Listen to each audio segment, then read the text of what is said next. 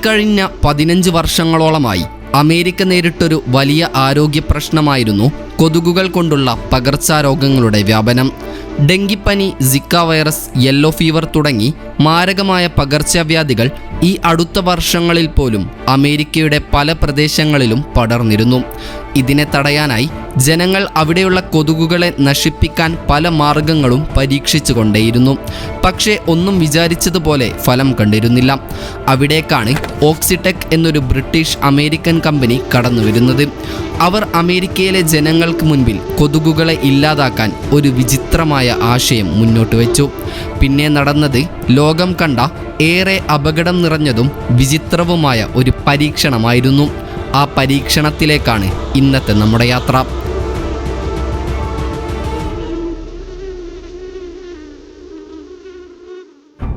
ലോകത്ത് ഏറ്റവുമധികം പേർ മരിക്കുന്നതിന് കാരണമായ ജീവിയാണ് കൊതുകുകൾ. പെൺകൊതുകുകളാണ് ഏറ്റവും അപകടകാരികളായ ലോകത്തിലെ ജീവികൾ. മലേറിയ, വെസ്റ്റ് നൈൽ, ഡെങ്കിപ്പനി, ചിക്കൻഗുനിയ, സിക്ക വൈറസ്, മന്ത്, യെല്ലോ ഫീവർ എന്നിങ്ങനെ ഒട്ടേറെ രോഗങ്ങളാണ് കൊതുകുകൾ പരത്തുന്നത്. പെൺകൊതുകുകൾ മാത്രമാണ് മനുഷ്യരുടെ രക്തം കുടിക്കുന്നത് എന്നതാണ് വാസ്തവം.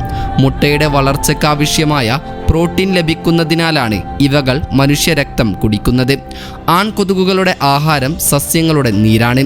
ലോകത്ത് ഇതുവരെ 3500ഓളം ഇനം കൊതുകുകളെയാണ് കണ്ടെത്തിയിട്ടുള്ളത്. ഇതിൽ 6% മാത്രം ഇനങ്ങളിലെ പെൺകൊതുകുകളാണ് രക്തം ഊറ്റുകയും രോഗം പരത്തുകയും ചെയ്യുന്നത്. ഇത്തരത്തിൽ അമേരിക്കയിൽ കൊതുകുജന്യ രോഗങ്ങൾ പരത്തിയിരുന്നത് എയ്ഡസ് ഈജിപ്തി എന്ന ഒരു തരം കൊതുകുകളാണ്. ഇവകളെ യെല്ലോ ഫീവർ മോസ്കിറ്റോസ് എന്നും വിളിക്കാറുണ്ട്. ഇനി ഓക്സിടെക് എന്ന കമ്പനി കൊതുകുകളെ ഇല്ലാതാക്കാൻ മുന്നോട്ട് വെച്ച ആശയം എന്താണെന്ന് നമുക്ക് നോക്കാം. അതായത് കൊതുകുകളെ ഇല്ലാതാക്കാൻ കൊതുകുകളെ തന്നെയാണ് അവർ ഉപയോഗിക്കാൻ തീരുമാനിച്ചത്. കുറച്ചുകൂടി വ്യക്തമായി പറഞ്ഞാൽ, ലാബിൽ നിർമ്മിച്ചെടുക്കുന്ന DNA-യിൽ മാറ്റം വരുത്തിയ ജനറ്റിക്കലി മ്യൂട്ടേറ്റഡ് ആയിട്ടുള്ള കൊതുകുകളെ അന്തരീക്ഷത്തിലേക്ക് തുറന്നുവിടുകയും മനുഷ്യരുടെ രക്തം ഊറ്റിക്കുടിക്കുന്ന പെൺകൊതുകുകളെ ഇല്ലാതാക്കുകയും ചെയ്യാം എന്നതായിരുന്നു അവരുടെ ഉദ്ദേശം. കേൾക്കുമ്പോൾ സയൻസ് ഫിക്ഷൻ ഹോളിവുഡ് സിനിമയിലൊക്കെ കാണുന്നത് പോലെയുള്ള ഒരു ആശയമായി നമുക്ക് തോന്നിയേക്കാം. മുൻപേ സൂചിപ്പിച്ച എയ്ഡസ് ഈജിപ്തി എന്ന കൊതുകുകളെ തന്നെയാണ് ഓക്സിടെക് ഉപയോഗിച്ചിരുന്നത്. സത്യത്തിൽ ഈ കൊതുകുകൾ വളരെ അപകടകാരികളാണ്. ഡെങ്കിപ്പനി, സിക്ക വൈറസ്, യെല്ലോ ഫീവർ തുടങ്ങി ഒരുപാട് മാരകമായ അസുഖങ്ങൾക്ക് കാരണമാകുന്ന തരം കൊതുകുകളാണിവ. കൂടാതെ രോഗം പെട്ടെന്ന് പരത്താനും പെട്ടെന്ന് പെറ്റുപെരുകാനും ഇവകൾക്ക് കഴിയും. ഇത്തരത്തിൽ ഈ കൊതുകുകൾ കാരണം അസുഖങ്ങളും ബുദ്ധിമുട്ടുകളും കൂടുതലായി അനുഭവിച്ചത് അമേരിക്കയിലെ ഫ്ലോറിഡയിലായിരുന്നു. സത്യത്തിൽ ഫ്ലോറിഡയിൽ വെറും 4% മാത്രമാണ് മുൻപേ പറഞ്ഞ തരത്തിലുള്ള കൊതുകുകൾ ഉള്ളത്. പക്ഷേ അവിടെയുള്ള കൊതുക് പരത്തുന്ന പകർച്ചവ്യാധികളിൽ ഭൂരിഭാഗവും ഈ 4% കൊതുകുകൾ മാത്രമാണ് പരത്തുന്നത് എന്നതാണ് വിചിത്രമായ കാര്യം. അതിനാൽ തന്നെ ഓക്സിടെക് കമ്പനി DNA മാറ്റിയ ജനറ്റിക്കലി മ്യൂട്ടേറ്റഡ് ആയിട്ടുള്ള കൊതുകുകളെ ആദ്യം തുറന്നുവിട്ട് പരീക്ഷണം നടത്താൻ ഉദ്ദേശിച്ചത് ഫ്ലോറിഡയിൽ തന്നെയായിരുന്നു. എന്നാൽ ജനങ്ങളിൽ വലിയൊരു ഭാഗം ഈ പ്രൊജക്റ്റിനെതിരെ തിരിയുകയും ജനങ്ങൾക്കിടയിൽ അഭിപ്രായ ഭിന്നത ഉടലെടുക്കുകയും ചെയ്തു. 2011 ഓക്സിടെക് ആദ്യമായി ഈ പ്രൊജക്റ്റിനെ കുറിച്ച് ലോകത്തോട് പറയുന്നത്. അപ്പോൾ മുതൽ തന്നെ ഫ്ലോറിഡയിലെ ജനങ്ങൾ ഇതിനെതിരായിരുന്നു. അന്ന് ഇതിനെതിരായി ഏകദേശം 100,000-ഓളം ആളുകൾ ഒരു പെറ്റീഷനിൽ ഒപ്പിടുകയും 2016 ഇത് 1,60,000 ഉയരുകയും ചെയ്യുകയായിരുന്നു. ഒടുവിൽ ഇതെതിർക്കുന്നവരുടെ എണ്ണം 2,38,000 എന്ന വലിയൊരു സംഖ്യയിലേക്ക് എത്തുകയും ചെയ്തു. അങ്ങനെ ഫ്ലോറിഡയിലും മറ്റുമായി വലിയ പ്രതിഷേധങ്ങളും ക്യാമ്പയിൻസുകളൊക്കെ നടന്നിരുന്നു.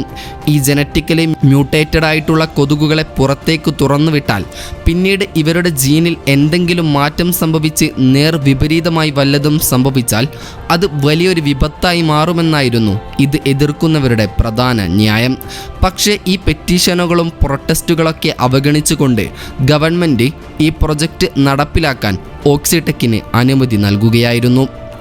2002 UK-യിലെ ഓക്സ്ഫോർഡ് യൂണിവേഴ്സിറ്റിയിലെ കുറച്ച് സയൻറ്റിസ്റ്റുകൾ ചേർന്നാണ് ഓക്സിടെക് എന്ന ബയോടെക്നോളജി കമ്പനി സ്ഥാപിക്കുന്നത്.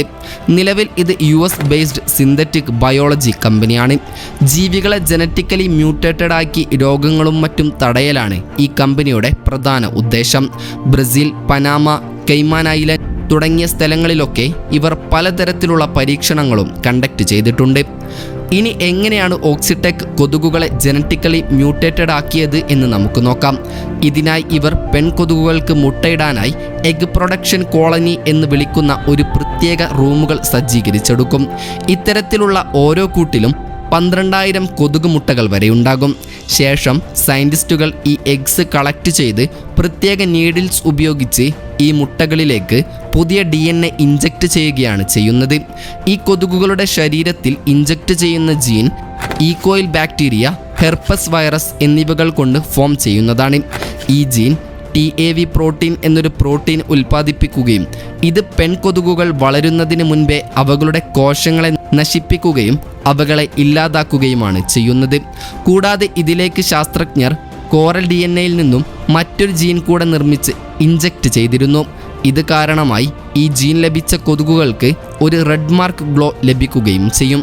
അതിനാൽ തന്നെ അതുവഴി ശാസ്ത്രജ്ഞർക്ക് പിന്നീട് ഈ കൊതുകുകളെ തിരിച്ചറിയാൻ കഴിയുമായിരുന്നു.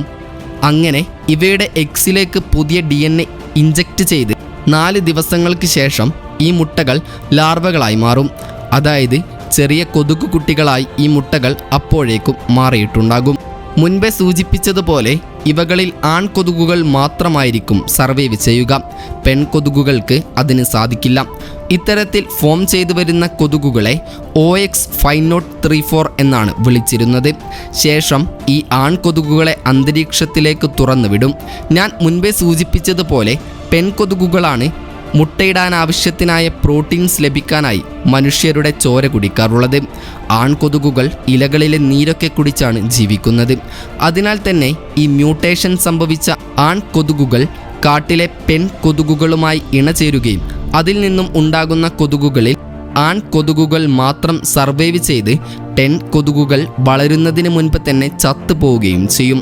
ഇതിങ്ങനെ ഒരു സൈക്കിൾ പോലെ കണ്ടിന്യൂസ് ആയി തുടർന്നാൽ എല്ലാ ജനറ്റിക്കലി മ്യൂട്ടേറ്റഡായ ആൺകൊതുകുകളും ആ പ്രദേശത്തെ പെൺകൊതുകുകളുമായി മെയ്റ്റ് ചെയ്ത് ഒടുവിൽ മനുഷ്യരെ കടിക്കുന്ന പെൺ മൊസ്കിറ്റോസുകളുടെ എണ്ണം ഒരു പരിധിവരെ കുറക്കാം എന്നതായിരുന്നു ഓക്സിടെക്കിൻ്റെ പ്ലാൻ. അങ്ങനെ 2021 ഓക്സിടെക് ആദ്യമായി ഇത്തരത്തിൽ മ്യൂട്ടേഷൻ സംഭവിച്ച മൊസ്കിറ്റോകളെ അന്തരീക്ഷത്തിലേക്ക് തുറന്നുവിട്ടിരുന്നത്. അതിനായി അവർ ഓക്സിടെക്കിനോട് സഹകരിക്കുന്ന ആളുകളുടെ വീടിൻ്റെ മുറ്റത്തും ഗാർഡനിലും മറ്റുമായി കൊതുക് മുട്ടകൾ അടങ്ങിയ പ്രത്യേകതരം ബോക്സുകൾ സ്ഥാപിക്കും. ശേഷം അതിലേക്ക് കൃത്യമായ അളവിൽ വെള്ളമൊഴിക്കുകയും ദിവസങ്ങൾക്കകം അവ വിരിഞ്ഞ് പുറത്തേക്ക് പോവുകയുമാണ് ചെയ്യുക. 2021 ഏപ്രിലിലാണ് ബോക്സുകൾ നിക്ഷേപിക്കാൻ കമ്പനി ആരംഭിച്ചത്. ഓരോ ആഴ്ചയും 12,000 ആൺകൊതുകുകളാണ് 12 ആഴ്ചത്തേക്ക് വിരിഞ്ഞിറങ്ങി അന്തരീക്ഷത്തിലേക്ക് പറന്നിറങ്ങിയത്. ഇത്തരത്തിൽ ആ വർഷം മാത്രം ഫ്ലോറിഡയിൽ 1,44,000 കൊതുകുകളെയാണ് തുറന്നുവിട്ടത്. 2022 അത് 5 മില്യൺ മൊസ്കിറ്റോസ് എന്ന കണക്കിലേക്കും 2023 അത് 3 മില്യൺ ജനറ്റിക്കലി മ്യൂട്ടേറ്റഡ് ആയിട്ടുള്ള മൊസ്കിറ്റോസുകളെയുമാണ് കമ്പനി തുറന്നുവിട്ടിരുന്നത്. അങ്ങനെ കാലക്രമേണ അവരുടെ പ്ലാൻ മുഴുവനായും സക്സസ് ആയില്ലെങ്കിലും ഒരു പരിധിവരെ വിജയിക്കുകയായിരുന്നു. അതായത് ഫ്ലോറിഡയിലുണ്ടായിരുന്ന ഡെങ്കിയുടെയും സിക്ക വൈറസിൻ്റെയും വ്യാപനം കുറയുകയായിരുന്നു. എങ്കിലും ഓക്സിടെക് കാലിഫോർണിയ, ടെക്സസ് തുടങ്ങിയ പ്രദേശങ്ങളിലേക്കും ടെസ്റ്റുകൾ വ്യാപിപ്പിക്കാൻ ഉദ്ദേശിച്ചെങ്കിലും കാലിഫോർണിയയിലെ ജനങ്ങളൊക്കെ ഇതിനെ എതിർക്കുകയായിരുന്നു. ഏതായാലും ഇതിനെക്കുറിച്ചുള്ള നിങ്ങളുടെ അഭിപ്രായം എന്താണെന്ന് കമൻറ്റ് ചെയ്യാൻ മറക്കരുത്. അപ്പോൾ മറ്റൊരു ഇൻഫോർമേറ്റീവായ വീഡിയോയുമായി വരുന്നത് വരെ ഗുഡ് ബൈ.